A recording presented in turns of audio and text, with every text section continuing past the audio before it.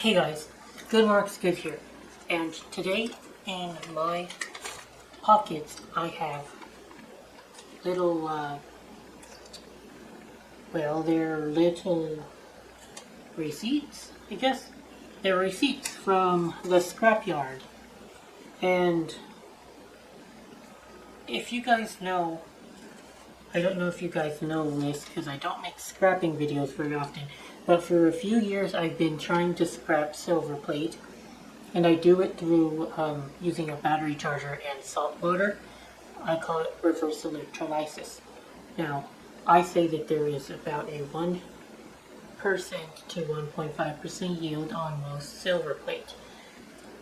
And that's what I'm trying to do I'm trying to run a lot of scrapping, not for any kind of profit right now, but to really make sure that I do get that kind of yield on silver plate, and that if the time ever comes where it actually is profitable to scrap that silver plate for its silver content, that I will be in a good position where I will have some kind of methodology down, and I will be able to train people to help me, and that's pretty much it. I want to make sure that I can do this, so I dabble in that until the day where silver plate is actually extractable profitably. My channel will focus mostly on finding antiques and sterling silver in order to keep myself going. That is the long-term plan for this channel, and for me is to be able to scrap silver when silver has reached its fair value. And what is silver's fair value? I think it's worth hundreds of dollars. But again, my channel is not about macroeconomics, and it's not about the value of silver. I like to find silver and silver plate, and my channel is about history and the value of silver plate. But in the background, I am trying to scrap my silver plate as well. So anyway, I have done a few years worth. Usually, it's very easy. You just hook the piece up to the battery charger and run the power through it, and in 5 to 10 minutes, you usually have most of the silver extracted, and I just practically turn it on and off again. And then once you're done, the water gets a little bit gross or pretty metal laden after you've run about a half a dozen to a dozen pieces.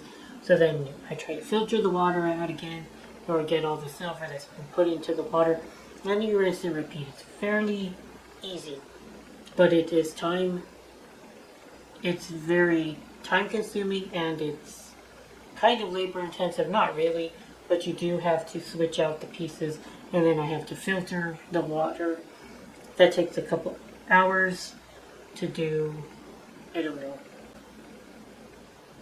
a set of deplating. So anyway, I still have that bucket, and I'll show it to you guys in a little while.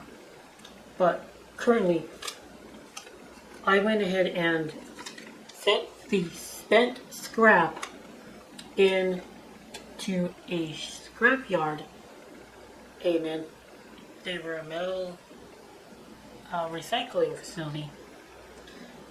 And I have a few thoughts and suggestions in case you ever wanted to do this. And I've learned the hard way how not to get a very good price for your spent base metal. Now, I talk about the composition of base metal in silver plate on my channel numerous times, and you all should know that there's a lot. Often they use copper, they use brass, they also use silver, nickel silver, which is a alloy using copper, zinc, I believe it has zinc, and nickel, and it gives the base metal a silvery appearance. But there is no silver in German silver. Remember that, guys. Remember that. Anyway, if you ever find nickel silver, know that it's not real silver. But, so, I had been able to accumulate, according to this paper, about 300 pounds of scrap metal that I sent in. And in that case, I would expect at about a 1% yield, I expect to have scrapped about 3 to 4 pounds of silver from this much scrap. But anyway, a few things that I've learned trying to sell the metal, and I didn't go around and hit up different scrap yards, and I didn't like talk to them a lot. Instead, I just went in, did my thing, because I was kind of in a time crunch. I needed that stuff gone because it was cluttering the house, the backyard, and I was putting off doing it until I couldn't anymore. So anyway, a few points here. Know what you're actually selling, because they didn't know that.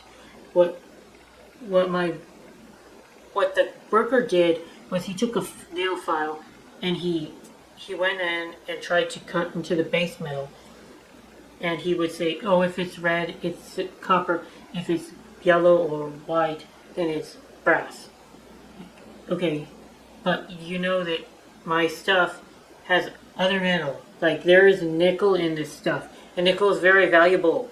And there could have been tin in that stuff, and tin is very valuable. There could have been lead, and lead also is not that valuable, but it's still more valuable than just brass, I think. So, yeah, they didn't know, and they aren't used to seeing this kind of stuff in bulk.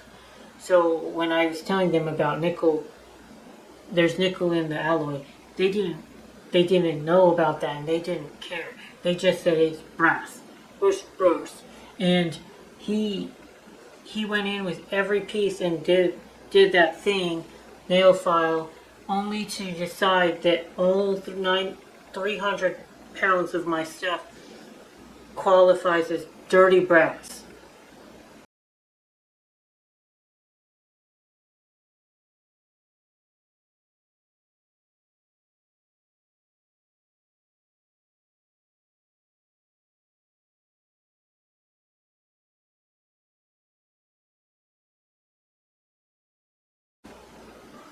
You know, at the time, I should have fought him for that. I should have fought him about that, because I know that he at least saw stuff that was copper, but he didn't partition it off to be counted and weighted later. He just threw it in a pile and kept going, and then he said, oh, it's dirty brass. And by the time it came to pay me, they had already put it all over the place, and it would have been impossible to, like, find it again, I think. Maybe. I don't know. But anyway, 293 pounds of dirty brass. Now, why did they say it was dirty? Because they didn't like the feet and the handles on things. And what do I have that has feet and handles? Teapots, trays. So, partition your trays that don't have handles away from trays that do. That'll get you a little bit more in the long run, because they won't be able to say that it's dirty brass, because they were saying that the feet and the handles were made of pot metal, which again they say that just because it's not pure brass, but there was pot metal on the pieces that qualified as dirty. And that's a kind of a big deal, because I had went to that that same place tried to list my flatware, and I scrapped 14 pounds of flatware according to this piece of paper, which kind of seems low to me. But anyway, I didn't double check on that. But that place, they said that that scrap metal was going to be sold as aluminum. Like, no, my flatware is made on alloys, proprietary alloys that often had copper, zinc, and nickel. Oneida used probably a lot of copper and zinc, some nickel maybe, but it damn sure wasn't aluminum. These platers didn't use aluminum, so makes me think that these people aren't used to finding or seeing this kind of stuff. They're used to seeing brass, they're used to seeing copper wire, or they're used to seeing steel. This is very niche stuff. So in that case, you're better off shopping around and looking for a place that actually specializes in non-ferrous metals and has an idea of what they're looking at. Of course, I can't profitably send scrap that will only make $1 a pound off to a refiner half a way across the country, even if they do specialize in this stuff, because then all of that value was lost through shipping, which is kind of insane to me, really. Like $1, it takes about $1 a pound to ship something, and that's very, very close by.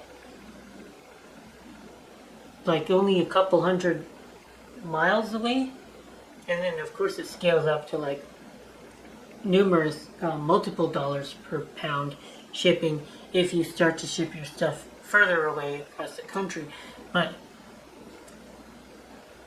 the value of the base metals compared to the cost of shipping it, you'd actually be in the negative.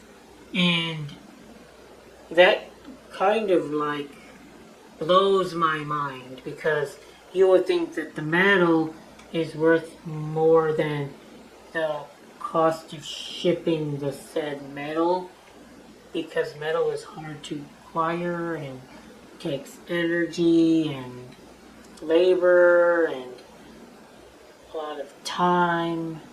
But no, the cost of scrap metal is very low, especially recycled now. So take that for what it's worth. Don't, and go ahead and try to use a file, I would suggest, on your pieces so that it makes it easier for them to be able to go through your stuff, because I think that they got frustrated having to test every single piece by piece, and there was probably hundreds, so that guy got tired and he only wanted to give me the minimum, and at that point I didn't really fight him. I could have fought him for more, but I didn't. Now that guy ended up telling me that the 14 pounds of flatware was brass. Was aluminum, right? So I took it back and I went again to another place, and that place I did have to go through a magnet. I thought I already picked out all the stainless from that flatware, but apparently I didn't. And there was stainless or steel that looked and reminded me of the other scrap, so I left it in the box, but I had to pick it out at the second recycler, and they gave me a regular brass for that, and they gave me something like $1.10. So 80 cents for dirty, $1.10 for non-dirty, and they did mix up my copper and my nickel silver, and that place clumped it all together as dirty brass. So I'm not going to let them take advantage of me again next time, and I am going to leave a poor review out on Google to let them know that I wasn't happy with that. But yeah, that was just about it. Overall, we made the base metal scrapped at around 85 cents, 90 cents, no, 85 cents. I think it should have scrapped closer to $1.50 if I was more organized and I didn't make them do so much work. I think they took it out of me. But I've never done this either, so now I know what to do in the future for this process to go more smoothly. And of course, I suggest talking to other people, talking to more facilities, try to understand how they do things, and you'll get a better price. You'll know who's the best place to go to, and that's just common sense, right? Hopefully you'll find a place that you like, you have a working relationship with, and they'll take care of you. I'm still on the beginning path toward on that process. Alright. That's it for today's video, guys. Not yet, though. I want to show you all the efforts of what I've been doing. Here it is, y'all. So, here's how it looks when it's filtered. And then the silver gets caught in the filter, so I end up just holding on to all these filters. But there's also silver in the bottom. This is just very, very rough looking silver. I doubt it's very pure.